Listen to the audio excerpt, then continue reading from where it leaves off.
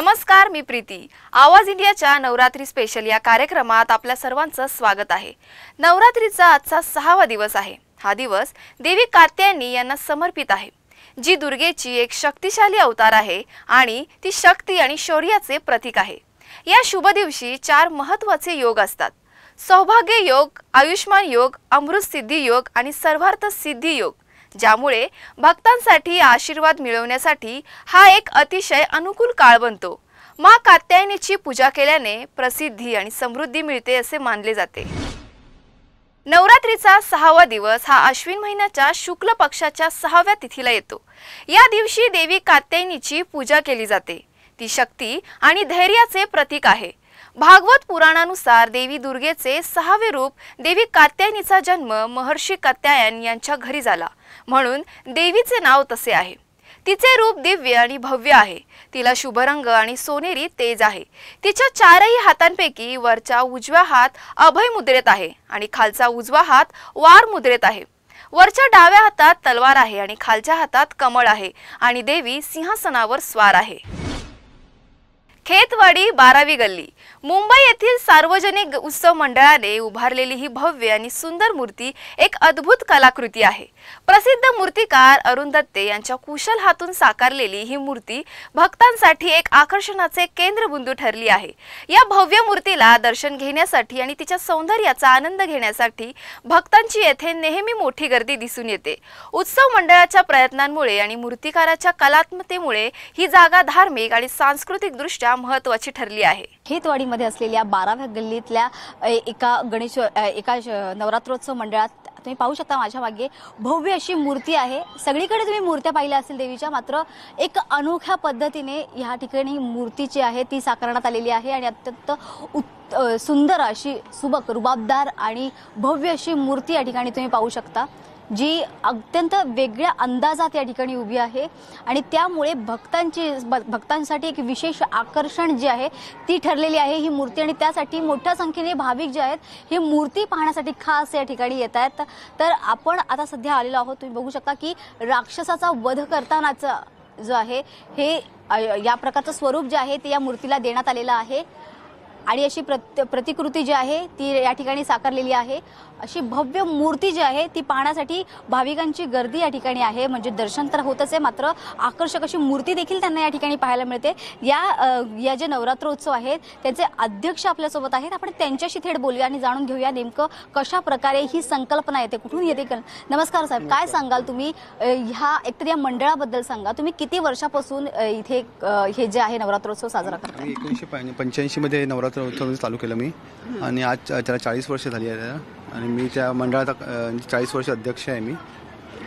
अच्छा, तुम्ही 40 वर्षापासून हा नवरात्रोत्सव साजरा करताय, मात्र यावेळेस खूप वेगळी अशी तुम्ही मूर्ती, ही अशा वेगळ्या प्रकारची मूर्ती तुम्ही दरवर्षी करता की यावर्षी काही विशेष तुमची संकल्पना होती म्हणून तुम्हाला वाटलं की अशा प्रकारची मूर्ती आपण यावेळी साकारली आहे? आम्ही गेल्या 4 वर्षापासून आम्ही अरुण दत्ते आहेत आमचे जे मूर्तिकार आहेत, त्यांना आम्ही 4 वर्षापासून आम्ही त्यांना मूर्ती देत आलो आहे।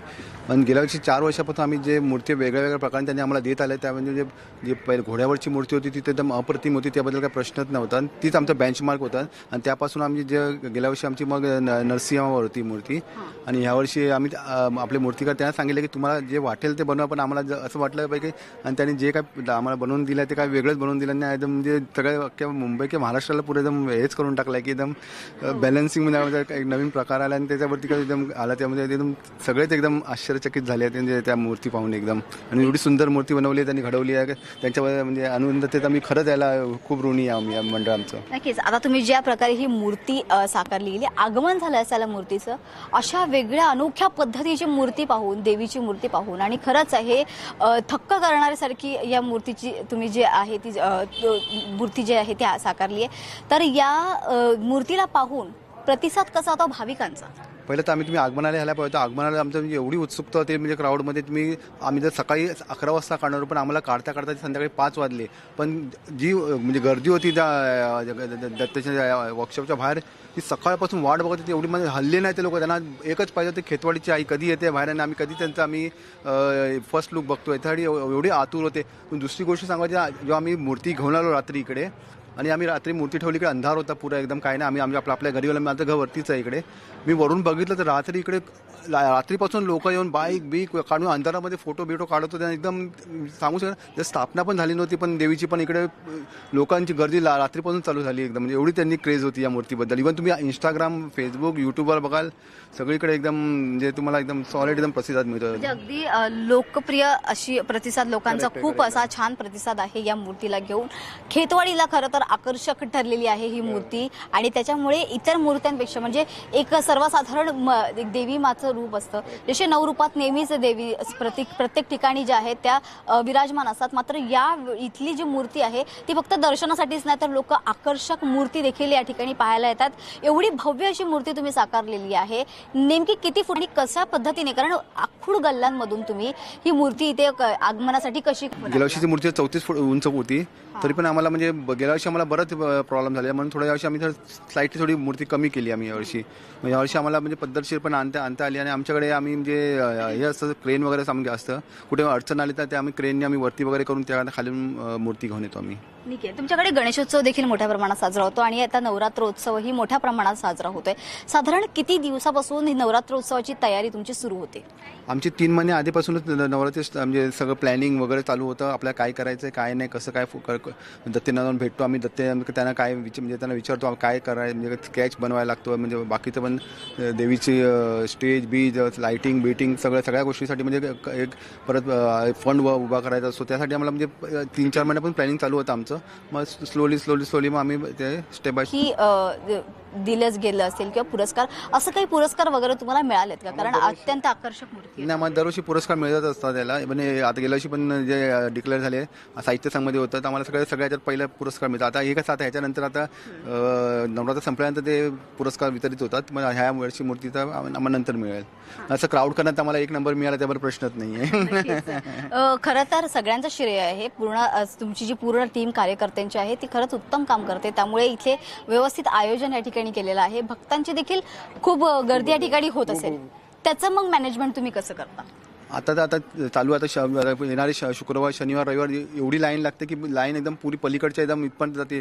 मग आमचे कार्यकर्ते म्हणजे आमचे मंडळाचे कार्यकर्ते आमच्या अख्ख्या खेतवाडीचे आमच्या कार्यकर्ते आमच्याबरोबर सोबत येतात आणि आम्हाला मदत करतात लाईन लावायसाठी वगैरे. त्यांना बरोबर प्लॅनिंग बाहेर सोडायसाठी त्यांच्या चपला वगैरे कुठे हरवू नये आम्ही सगळ्याचं आम्हाला हे करावं लागतं. नक्कीच, तुम्ही खरंच खूप सुंदर.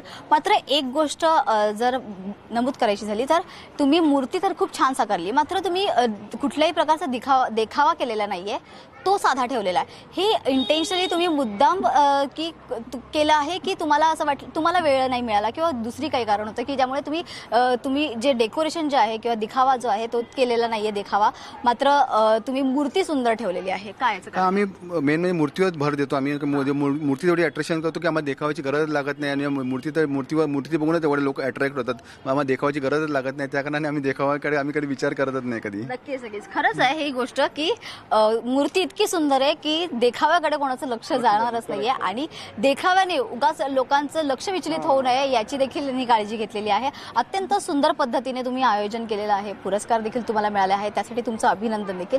आणि अत्यंत सुंदर मूर्ती आहे. तुम्हाला खूप खूप नवरात्रोत्सवाच्या शुभेच्छा. तर अशा प्रकारे अत्यंत सुंदर अशी मूर्ती या ठिकाणी साकारली गेलेली आहे. अतिशय आगळा वेगळा प्रयोग या ठिकाणी केलेला आहे आणि त्यामुळे खेतवाडी आणि गिरगावातील या मंडळाला देखील हे आकर्षक बिंदू जे आहे, केंद्रबिंदू जे आहे आकर्षक ते ठरलेलं आहे आणि त्यामुळे अनेक भाविक या ठिकाणी दर्शनासाठी येतात आणि त्यांची ते या ठिकाणी जे आहे देवीच्या ठिकाणी दर्शन घेण्याव्यतिरिक्त त्यांचे फोटोज देखील काढले जातात आणि मोठ्या संख्येने त्यामुळे ते इकडे दाखल होत आहेत.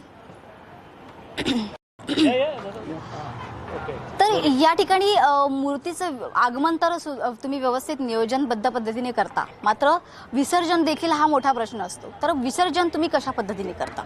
आमचं मेन अट्रॅक्शन असतं ना विसर्जन. आता मी 4 वर्ष एवढे उंच मूर्ती आणतोय, पण आमचं विसर्जन बाकी मंडळासारखं नसतं. आम्ही पद्धतशीरपणे विसर्जन चौपाटीला घेऊन जातो. आमचा तराफा असतो, तराफ्यावर आम्ही मूर्तीला स्थापित करतो आणि आम्ही मध्य एकदम समुद्रामध्ये घेऊन तिला एकदम प्रॉपर जे बोल्ट खोलून तिला एकदम बरोबर आम्ही तिला हे करतो. आम्ही पाडत म्हणजे ढकलून असं ज्यांना वगैरे असं आमच्या ह्याच्या एकदम आपण पारंपरिक पद्धती कसं करतो त्याप्रमाणे आमचं पुरं विसर्जन असतं आणि एकदम अट्रॅक्शन असतं विसर्जन. लोक आमच्या विसर्जन बघायला खास एकदम चौपाटी सगळे उपस्थित असतात. खरं तर ही मूर्ती जी आहे तिची रचना ज्या प्रकारची आहे, बॅलन्सिंग हा खूप महत्त्वाचा विषय असणार आहे यावेळेस. कारण मला आधीच्या वर्षात कशा प्रकारच्या मूर्त्या होत्या याबद्दल फार माहिती नाही, मात्र या वर्षी ज्या प्रकारे मूर्ती तुम्ही साकारली आहे, अरुण दत्ते यांनी जी मूर्ती साकारलेली आहे सुंदर, तर ह्या मूर्ती बॅलन्सिंगच्या दृष्टिकोनातून देखील महत्त्वाचं ठरणार आहे की कशा पद्धतीने आता ह्या वर्षीची मूर्ती तुम्ही विसर्जित करणार आहे. तर त्यासाठी देखील तुम्ही काही विशेष आयोजन केलेलं आहे का, की कुठल्याही प्रकारचा तोल सुटू नये यासाठी? कारण काय जे आम्हाला मूर्ती आहे त्या मूर्तीचा पुरा लोड आहे तो पुढच्या साईडला आहे. आणि आपण त्यासाठी आम्ही पुरं मागे तुम्ही बघाल तर आम्ही पुरी त्यामध्ये रेतीचे असे थैले आहेत मोठ्या मोठ्या हॅवी, त्या पुरं ठेवून दिलं. कारण का मग त्यांचं बॅलन्स होण्यासाठी जेव्हा आम्ही विसर्जन करू तेव्हा म्हणजे ते पाठवून हे करेन. आणि आम्ही आमचे कार्यकर्ते पुरं एकदम रशी राहून पुढे हे करून घेतात, म्हणजे की जेव्हा ती आपल्या ट्रॉलीवरनं तराफ्यावर येते तेव्हा ती त्याला काही प्रॉब्लेम नाही पडू नये एकदम, आणि ती बरोबर ती घसरून ती बरोबर मग तराफ्यावर येते ती. म्हणजे कशा पद्धतीने आगमन होणार आणि विसर्जन कशा पद्धतीने होणार आहे या सगळ्या गोष्टीच्या, या सगळ्या दृष्टिकोनातून तुम्ही व्यवस्थितपणे याचं आयोजन केलेलं आहे आणि त्याच पद्धतीने याचं विसर्जन देखील करणार आहात. आमचे ते कोळी बंधू असतात कुलाब्याचे, जे दरवर्षी आमचे म्हणजे आम्हाला मदत करतात आमच्या देवीला समुद्रामध्ये घेऊन जायचे. ते एकदम एवढे हुशार आहेत आणि एवढे हे आहेत पद्धतशीरपणे येते की बरोबर ते यायला म्हणजे बरेच त्या संख्येमध्ये येतात ते लोक, आणि त्यांच्या त्या बोटी असतात आणि बरोबर ते ठेवून ते बरोबर आम्हाला ते मध्य समुद्रात घेऊन जातात. खरं तर ते तज्ज्ञ असतात या सगळ्या गोष्टींमध्ये आणि त्यांच्यावर शंका या गोष्टीत घेतली जाऊ शकत नाहीये. त्यामुळे कोळी बांधव जे पद्धतीने पारंपरिक पद्धतीने या गोष्टी करतात, वर्षानुवर्ष करतात, त्यामुळे ते त्यांच्यावर विश्वास ठेवणं हे नक्कीच रास्त आहे. पण माझं म्हणणं आहे की या ठिकाणी सांस्कृतिक कार्यक्रम देखील तुम्ही करता का? बरं आमच्या सगळ्या म्हणजे सर्वच सांस्कृतिक आमच्याकडे मेन म्हणजे पहिलं तर ब्लड डोनेशन असतं, फुल बॉडी चेकअप असतं आमच्याकडे. पण महिलांसाठी पण आम्ही सगळे हळदी कुंकूपासून ते वेगवेगळ्या त्यांचे खेळाचे कार्यक्रम असून ते बाकी आमच्या भंडारा असतो. परत असे म्हणजे बरेचसे विविध प्रकारचा आमच्याकडे ठेवतो आम्ही. आणि महिलांचं किती प्रमाणात या ठिकाणी त्यांचा सहभाग असतो? कारण हा खरं तर देवीचा उत्सव आहे. गणेशोत्सवात ठीक आहे की पुरुष प्राधान्य घेतात सगळ्याच गोष्टींमध्ये, मात्र तेव्हा सगळं महिलाच असतात, महिलाच सगळं कंट्रोल करत असतात ते लोक. महिला ते सगळं आरती त्यांना प्रसाद वाटणं वगैरे ते, नंतर मग ते इकडे गरबा स्वतः गरबा हे करून गरबा खेळत असतात. ते बाकी सगळं म्हणजे आपलं या बायकांचं म्हणजे हळदी कुंकू वगैरे ते सगळं त्यांच्याकडे दिलेलं असतं. ते सगळं आणायचं, त्यांनी करायचं. ते पुरं खेतवाडी पाहून सगळ्या बायका येतात, त्या सगळ्यांना आम्ही हळदी कुंकू वाटणं वगैरे सगळं तेच करतात. आगमन विसर्जनाला पण ते सगळ्यात पुढेच असतात ते नेहमी. पण मग या व्यतिरिक्त म्हणजे गरबा वगैरे तर होतोच, गरबा किती प्रमाणात होतो हेही सांगा. आणि या व्यतिरिक्त देखील पारंपरिक कुठले तुम्ही जे सोपस्कार असतील किंवा काही खेळ असतील काही करता का या प्रकारचं सांस्कृतिक? आता दुपारी तुम्ही आला असता तुम्ही बघितलं असतं आमच्याकडे ते मंगळागौर होती ना, त्याचा कार्यक्रम होता याला. आणि म्हणजे बरेच बायका म्हणजे पुरा सगळं म्हणजे पिवळं वादळत होतं आमच्या देवीच्या दरबारमध्ये. तर पूर्ण एकदम मस्त एकदम तुम्ही बघितलं तुम्हीच खुश झाला असतात एकदम, खूप सुंदर याला. म्हणजे सगळ्या गोष्टीचा समतोल राखून जे आहे तो तुम्ही या ठिकाणी नवरात्रोत्सव जो आहे साजरा करतात, अतिशय उत्तम पद्धतीने साजरा केला जातो. पाटला देवी ही मुंबईतील मालाड परिसरातील एक प्रसिद्ध ग्रामदेवता आहे. सुमारे 200 वर्षापूर्वी या देवीची स्थापना करण्यात आली असून तिची उपासना फार पूर्वीपासून केली जात आहे. पाटला देवी ही नवसाला पावणारी देवी म्हणून स्थानिक जनतेमध्ये प्रसिद्ध आहे. अनेक भक्तगण देवीच्या चरणी नवस करत असतात आणि त्यांच्या मनोकामना पूर्ण झाल्याचा अनुभव घेतात. मालाडमध्ये स्थित असलेले हे पवित्र ठिकाण धार्मिक आणि सांस्कृतिक दृष्टिकोनातून अत्यंत महत्त्वाचे मानले जाते. पाटला देवीला स्थानिक लोक आपली ग्रामदैवत मानून श्रद्धेने पूजा अर्चा करतात. प्रत्येक वर्षी देवीच्या उत्सवाला आणि नवरात्री सारख्या सणांना येथे मोठ्या संख्येने भाविक एकत्र येतात. आई माऊलीचा उदो गावदेवीचा उदो. आता आपण सध्या आलो आहे मलाड येथे स्थित गावदेवीला आणि आपण बघू शकतो इथे भाविकांची जी गर्दी आहे ती आपल्याला दिसते. अशातच मंदिराची आकर्षक अशी सजावट इथे करण्यात आली आहे आणि इथे सांगितलं जातं की 200 वर्षापूर्वीचा इथला हा इतिहास आहे. अनेक समाजातील बांधवांनी असो की विविध ठिकाणातील नागरिकांनी असो या मंदिराची स्थापना इथे करण्यात आली आहे. आणि अशातच आपण बघू शकतो महिलांची उपस्थिती आहे, पुरुषांची उपस्थिती आहे. संपूर्ण लोक इथे दर्शनासाठी आई माऊलीच्या दर्शनासाठी इथे उपस्थित झाले आहे. आणि आपण बघू शकतो की गावदेवीची ओटी भरण्यासाठी महिलांची गर्दी ही प्रचंड प्रमाणात दिसते. आणि इथे लाखो भाविक हे श्रद्धेने येत असतात. याला पाटला देवी सुद्धा असं म्हटलं जातं. आणि लहान मुलांना कांजण्या असेल, खोकला असेल जर येत असेल त्यासाठी विशेषतः या देवीची पूजा अर्चा करण्यात येते आणि देवीला नवस करण्यात येतो. नमस्कार. प्रथमतः मी तुमच्या सर्वांना शारदीय नवरात्रीच्या शुभेच्छा देतो. हे जे मंदिर जिकडे उभं आहे, या मंदिराची ग्रामदेवता पाटला देवी 1805 साली ह्या मंदिराचं बांधकाम झालं. याचे मूळ मालक गणपत जीवनजी महंत यांची ही सर्व मालमत्ता होती आणि त्यांनी हे मंदिर प्रथमतः ग्रामदेवतेचं उभं केलं. आता पाटला देवी हे म्हणजे तुम्ही जर बघाल तर दुर्गेचे जे सहस्त्र नामावली आहे त्याच्यामध्ये पाटल देवी म्हणून एक उल्लेख आहे, पण ते अपभ्रंश होऊन पाटला देवी असं झालेलं आहे. आता पूर्वी कसं होतं की मारवे, मनोरी, चिंचोली ही बेटं होती आणि षष्ठी म्हटलं जायचं आणि ती खाडी मार्गे सगळी जोडली जायची. त्यातलं हे मालाडचं हे चिंचोलीचं बेट. आणि पूर्वी इकडे संपूर्ण म्हणजे पूर्वीपासूनची वस्ती ही कोळी बांधव, भंडारी, कुंभार, त्याच्यानंतर पाचकळशी आणि पंचाळ समाज हा इकडे वास्तव्यास होता. या 5 जणांचं इकडे वास्तव्य होते. आणि ग्रामदेवता ही नेहमी आपल्याला माहितीच आहे की गावाचं रक्षण करणारी देवी आणि ही नेहमी वेशीवर असायची. त्यामुळे ही मालाडची जी हद्द होती, वेश होती, ते इकडेही तिची स्थापना झालेली आहे. आणि ते कैलासवासी गणपत जीवनजी महंत यांनी त्या मंदिर 1805 साली हे उभं केलेलं आहे. त्यानंतर त्यांनी विविध मंदिरं इकडे उभी केली. एक रामाचं त्यांचे जे गुरु होते हरिनंद स्वामी, त्यांच्या समाधीवर पंचायतन म्हणजे रामाची त्यांनी स्थापना केली मंदिराची. महादेवाचं मंदिर त्यांनी उभारलेलं आहे. त्याच्यानंतर हनुमानाचं मंदिर असं उभारलेलं आहे. आणि हे संपूर्ण परिसर हा त्यांचा मालकी होता. त्यानंतर कालांतराने त्यांनी गणपत जीवनजी महंत असं रिलिजियस ट्रस्ट म्हणून नावाने एक ट्रस्ट केला आणि त्यानंतर ते मालाड देवस्थान ट्रस्ट असं त्यांनी करून ही संपूर्ण खाजगी मालमत्ता ट्रस्टच्या नावे मंदिरासाठी त्यांनी संपूर्ण गावासाठी ही उपलब्ध करून दिलेलं आहे. इकडे 9 दिवस म्हणजे नवरात्री असते आणि इकडे पहिल्या दिवशी तिला सकाळी पहाटे तिची पूजा अर्चा होते, तिची अंघोळ होते, तिला सजवलं जाते. आणि इकडे महत्त्वाचं असं आहे का संध्याकाळच्या आरतीच्या वेळेला एक कुमारिका आणि एक सवाशीण कुंकुम आचमन म्हणून एक हे केलं जाते, पूजा केली जाते. त्यावेळेला 9 दिवसामध्ये प्रत्येक दिवशी एक एक सवाशीण आणि एक एक कुमारिकाचं इकडे मान केला जातो.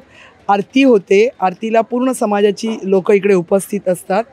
परत लोकांना म्हणजे महिलांना उद्योग मिळावा म्हणून इकडे आम्ही स्टॉल लावले जातात एक ऑर्गॅनिक आणि सगळ्यात छान म्हणजे असे इमिटेशन आणि केले जातो. त्याच्यानंतर आज ललिता पंचमीला बरीच वर्ष हळदी कुंकू मालाड देवस्थान ट्रस्टतर्फे येतात. विविध सवाष्णी विविध ठिकाणावरनं इकडे मान म्हणून घ्यायला येतात. त्यांना मान दिलं जाते. आमच्या 5 ओट्या असतात. प्रत्येक देवीचा तो पहिला मान जातो मालाडमध्ये. जरीमरी आहे, सीताई आहे, शीतलाई आहे, पाटलाई आहे, यांना मान दिला जातो. आणि त्याच्यानंतर इकडे हळदी कुंकू चालू असतं. त्याच्यानंतर कुंकुम आचमन म्हणून ज्यांना प्रत्येकाला दर दिवशी गाभाऱ्यात जाऊन कुंकुम आचमन करायला मिळत नाही सवाष्णींना, त्यांना आमचा खास एक दिवस असतो. त्या दिवशी आमचे स्वतः जे भटजी असतात ते कुंकुम आचमन करतात. त्याच्यानंतर महिलांना आपल्या एक पारंपरिक म्हणून एक भोंडला असतो, भोंडलाचा कार्यक्रम असतो. तो एक संध्याकाळी घेतला जातो 9 दिवसामधनं. त्याच्यामध्ये गरबा खेळला जातो. आणि ह्या सर्व गोष्टी करताना नवमीला आमचा पाटलादेवीचा होम असतो, गावदेवीचा होम असतो. आणि त्या दिवशी आम्ही जेवढ्या कुमारिका आणि सवाष्णी प्रत्येक दिवशी संध्याकाळी जे कुंकुम आचमन करतात त्यांना दिव्यावर आरती असते. दिव्यांनी पूर्ण इकडे सजवलं जाते आणि त्या 9 सवाष्णी आरती करतात त्या कुमारिकांची. आणि त्यांना प्रसाद म्हणून देवीचा त्या सवाष्णीचा मान म्हणून त्या देवींच्या ओट्या भरलेल्या ज्या साड्या असतात त्या 9 सवाष्णींना त्या साड्या दिल्या जातात. आणि आमच्या देवस्थानतर्फे ज्या मुली असतात 9 दिवसाच्या त्यांना गिफ्ट दिले जातात. आणि ज्यांना 9 दिवसात 9 कुमारिका आयत्या मिळत नाहीत ती लोक येऊन देवळामध्ये कुमारिका पूजल्या जातात.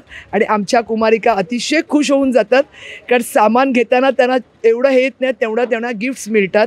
हे आमचं हे आहे आणि आमचं तेच तात्पर्य राहणार का आमच्या मालाड देवस्थान तर्फे जनतेला आणि बाकीच्या कोणत्याही विविध प्रोग्रामना एक प्राधान्य दिलं जातं आणि तसंच देवीच्या कृपेने नेहमी हे करत राहू ही तिच्याकडे प्रार्थना. धन्यवाद.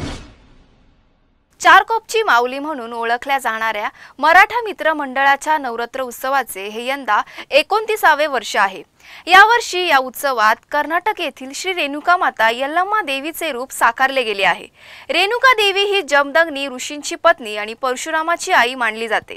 त्यांची उपासना महाराष्ट्र, कर्नाटक, तेलंगणा, आंध्र प्रदेश, मध्य प्रदेश, छत्तीसगड, हिमाचल प्रदेश, उत्तराखंड तसेच जम्मू काश्मीरमध्ये देखील मोठ्या प्रमाणात श्रद्धेने केली जाते। या नवरात्र उत्सवात रेणुका माता यल्लम्मा देवीचे रूप साकारून त्यांच्या भक्ती आणि संस्कृतीचा उत्सव साजरा केला जातो, ज्यामुळे या पारंपरिक कार्यक्रमाला एक वेगळाच रंग आणि महत्त्व प्राप्त होते। 1996 साली या मंडळाची स्थापना झालेली आहे। प्रथमतः आम्ही देवी बसवली आणि ह्या मंडळाचा हे 30वे वर्ष आहे। ज्या 30व्या वर्षात आम्ही रेणुका माता यल्लम्मा देवीचा आम्ही ते प्रतीक उभा केलेला आहे आणि दर्शनासाठी लोकांना माहिती पडलेलं आहे की त्या दर्शनासाठी लोक खूप लांबून येतात आणि या देवीचं दर्शन घेऊन जातात। नेमकं या देवीचं हे जे रेणुका देवी हे साकारण्यात आलेलं आहे, नेमकं कारण काय यामागे? कारण म्हणजे असं नाहीये की आमचं एक असं मंडळाचं एक वैशिष्ट्य असतं की प्रत्येक गावातली प्रत्येक देशातली एक देवी बसवाय। आज मी गुजरात म्हणा, महाराष्ट्र म्हणा, कोकण म्हणा, आम्ही प्रत्येक ठिकाणी जाऊन आम्ही त्या अक्षरशः देवी काही आम्ही जी बसवतो देवी त्या देवीचं दर्शन घेतो। त्या देवीचा आम्ही गाभारा वगैरे कसा आहे ते बनवण्याचा जास्तीत जास्त 70% तरी आम्ही तिकडचा प्रयत्न करतो आणि तसं बनवण्याचा आम्ही ते प्रयत्न करून देवीचं इथे रूप आम्ही साकार करतो। ज्यावेळी लोक येऊन इथे यांचा नवस ठेवतात त्यावेळी आम्हाला खरंच म्हणजे असं वाटतं की आमची देवी आम्हाला पावलेली आहे। कारण लोक ज्यावेळी कुठल्या देवीकडे नवस ठेवतात त्यांना माहिती असतं की या देवीकडे नवस पूर्ण होतो, त्यावेळी लोक इकडे येऊन तो नवस करतात आणि त्यांचा नवस झाल्यावरती लोक इथे येऊन ते भाविक आपल्या नवस इथून फेडतात। आम्ही सर्व मंडळातर्फे देवीकडे हीच प्रार्थना करू की जो दुष्काळ पडलेला आहे तो दुष्काळ पुन्हा त्यांच्या जीवनात येऊ नये, कारण त्या दुष्काळामुळे अतिशय गंभीर परिस्थिती आलेली आणि परिस्थिती पुन्हा याची लोकांना येऊ नये अशी मी देवी चरणी प्रार्थना करतो। पुण्यातील जिल्हा परिषद चौकाजवळ वसलेले बोलाईचे मंदिर हे शहराच्या ऐतिहासिक व सांस्कृतिक वारसाचा एक महत्त्वाचा भाग आहे। हे मंदिर प्राचीन असून याचा उल्लेख इंग्रजांच्या काळातील तळ्यांच्या नोंदीमध्येही आढळतो। पूर्वी मंदिरामागे एक तळे होते। इंग्रजांनी लष्कर विभागासाठी पाणी पुरवठा सुकर व्हावा म्हणून बोलावी मंदिरामागील तसेच गारपीर मंदिरामागील तळे खोल व रुंद केल्याच्या नोंदी उपलब्ध आहेत। यावरून मंदिराचा इतिहास इंग्रज पूर्व काळापर्यंत जातो।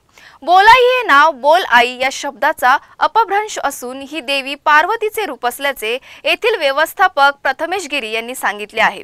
मंदिर लहानसे असून देवीची मूर्ती तांदळासारखी सपाट आहे, म्हणजेच केवळ चेहरा स्पष्ट दिसतो व त्यावरील भाव अतिशय प्रसन्न आहेत। देवी समोर सिंह आणि जवळच महिषासूर मर्दिनी, खोकलाई, खरजाई, मारुती यांसारख्या अन्य पाषाण मूर्ती देखील आहेत। दसऱ्याच्या दिवशी सिंहोल्लंघनासाठी तसेच चैत्र पौर्णिमेच्या वार्षिक उत्सवाच्या दिवशी पुण्याच्या कसबा पेठेतील जुना काळ व नवा काळ भैरवनाथाच्या पालख्या या देवीच्या दर्शनासाठी येथे येतात। हे मंदिर त्यामुळे धार्मिक, सांस्कृतिक आणि ऐतिहासिक दृष्टिकोनातून महत्त्वाचे आहे।